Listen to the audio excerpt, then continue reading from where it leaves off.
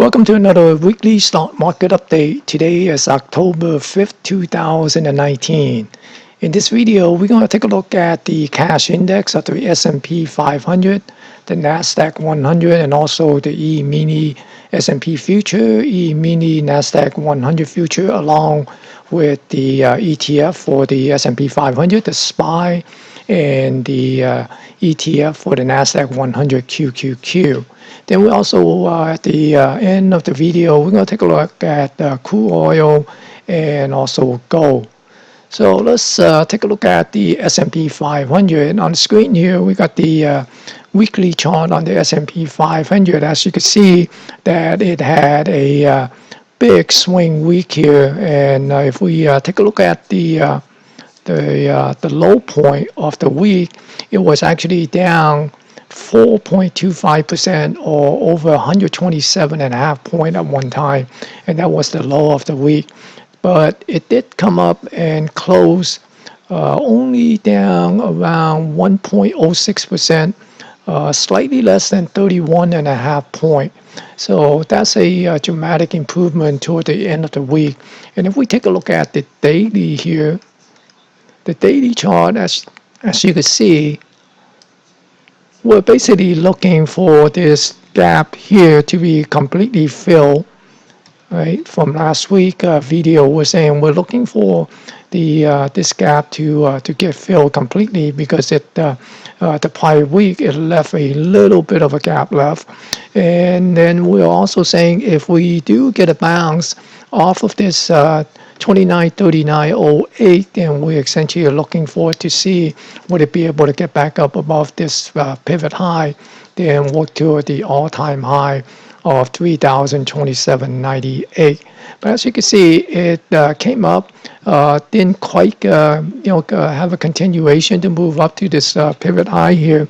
Instead, we're also saying that if it unable to hold above this 2939.08, we're essentially looking for this thing to come down, fill this gap, and also this low gap here, and look for these pivot low for potential support. And you can see that on Thursday, we actually came down close to this pivot low and got a short squeeze or a reversal. Everybody was looking for a bad non-manufacturing ISM number, so I guess most of the people in the market was positioned on the short side. So when those numbers came out and confirmed that it wasn't that good, then a lot of the smart money had covered their short and then initiate a short squeeze, and then you got the FOMO coming in on the non-farm payroll that also came out not as good as the market was expecting. But then, the sentiment changed to bad news is good news, because now with the non-farm payroll doesn't look that good, and further indication that the economy is not doing as well as it has been, then there's a higher chance that the Fed will cut interest rate again at the end of this month's FOMC meeting.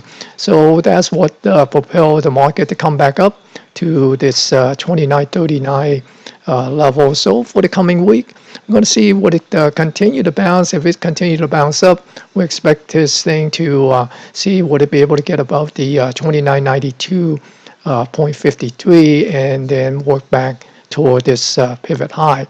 But if it's unable again, get up to this, get above this 2992.5 level and unable to hold this 2939.08, then I'll be watching for the market to pull back down and work back down toward these, toward the August low. And first level to watch is the 2834.97 for potential support. And if we look at the daily chart on the E-mini S&P 500 future, you can see that similar to the cash index, it got a bounce off at the 2,944 level, and bounces back up. And again, it wasn't able to come up to take out this pivot high, and then it came back down and filled these gap here. And right now, we're essentially was looking at this low these pivot low for potential support. And similarly to the cash index, it found support here and initially short squeeze and came up and came back up above the 2,944 level. So the coming week, we will watch to see would it be able to come up and take out this pivot high. If it's unable to do that, dip below, back below the 2944, then we're essentially looking for this thing to work itself back down to the 281775 area. Then for the ETF, the SPY, similarly to the cash and also the future, it also made its way back above the 294.22. It closed above that on Friday, so we'll be watching to see would it be able to come up to the 298.46. If it's unable to hold above this 294.22, then I'd be looking for this thing to work itself back down to 282.79 because there is a gap here, the Thursday, Friday gap that need to get filled. So if it's unable to stay above the 294.22, then most likely we'll probably see this gap get filled. Now looking at the NASDAQ 100, the NASDAQ 100 also had a pretty wild swing week. If we take a look at the prior week close to the low of the week, it was actually down as much as 218 point at one time, or 2.84%, and it ended up closing up a bit because it actually closed up almost 1%, closed up 72.5 point.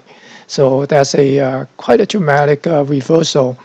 And if we take a look at the daily chart here, you can see on the daily chart, we're basically looking for this thing to get a bounce. If it get a bounce above the 77.47, we're saying that it has to get above this pivot high, 79.75 area. Otherwise, then we'll be looking for this thing to come back down to the 77.47 and come back and look for these pivot low for potential support. And you can see that it found support near this 74.42.90 area, and it got a nice bounce, essentially a short squeeze. So right now it closed above the 77.47. We'll see would it be able to come up and take out this pivot high here at the 78.2175 level, and see would it be able to work back up to this pivot high. If it is unable to stay above the 77.47, then basically looking for this thing to come back down and possibly come back and test the 73.5625 level. And looking at the NASDAQ 100 E-mini future here, we'll see. We see that it got a bounce here, but unable to get back up above the FOMC SOC level, the 78. Instead, it pulled back and dipped back below the 77.8225 and came down. And right now, it dipped below the trend line, and on Friday, actually recaptured it. So we'll be watching to see would it be able to get back above the 77.8225 and work back up toward the FOMC level and get above it. If it is unable to stay above this 77.8225, then essentially looking for this thing to come back down, fill this gap, look for this 73.8825. And looking at the QQQ, the ETF for the NASDAQ 100, see that it got a nice bounce off at the low here on Thursday, and right now it's trying to work itself back up to this 189.68. If it is unable to get back above this 189.68, then I'll be watching for this thing to move back down to fill this gap here.